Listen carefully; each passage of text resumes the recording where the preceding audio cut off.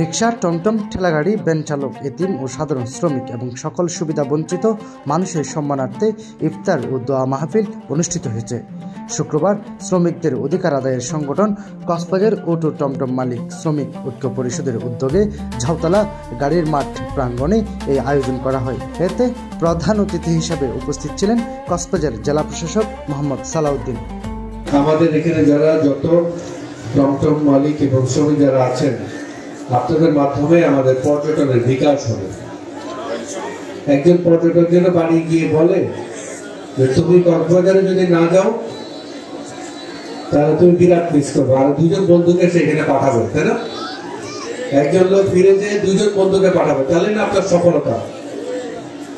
আমরা আগামী দিনে পর্যটনের আরো বেশি বিস্তার আমরা আশা করি। আপনারা জানেন কিছুদিন আগে মাননীয় প্রধান উপদেষ্টা এসেছিলেন এবং মাননীয় প্রধান উপদেষ্টা পর্যটন নিয়ে এবং কক্সবাজার উন্নয়ন নিয়ে নানা ধরনের নির্দেশনাও দিয়ে গেছেন। আমাদের এখানে অনেক ধরনের প্রস্তাবনাও আমরা সরকারের সামনে তুলে ধরেছি। আগামী দিন কক্সবাজার যাতে অত্যন্ত উন্নত একটা জনপদে পরিণত হয়, আমরা সেই চেষ্টা করে যাচ্ছি। আপনারা তাতে সামিল আছেন নাকি? ইনশাআল্লাহ।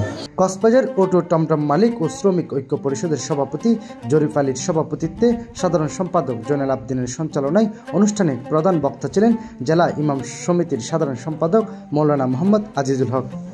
এতে বিশেষ অতিথি হিসেবে উপস্থিত ছিলেন অতিরিক্ত police super traffic Jasimuddin Chowdhury, Cox's Bazar press ক্লাবের সভাপতি মাহবুবুর রহমান চৌধুরী, বিআরডিবির চেয়ারম্যান সৈয়দ আহমেদ উজ্জ্বল, জেলা পিপি নারী ও শিশু নির্যাতন দমন ট্রাইব্যুনালের অ্যাডভোকেট মোহাম্মদ ইউনুস সহ অন্যরা।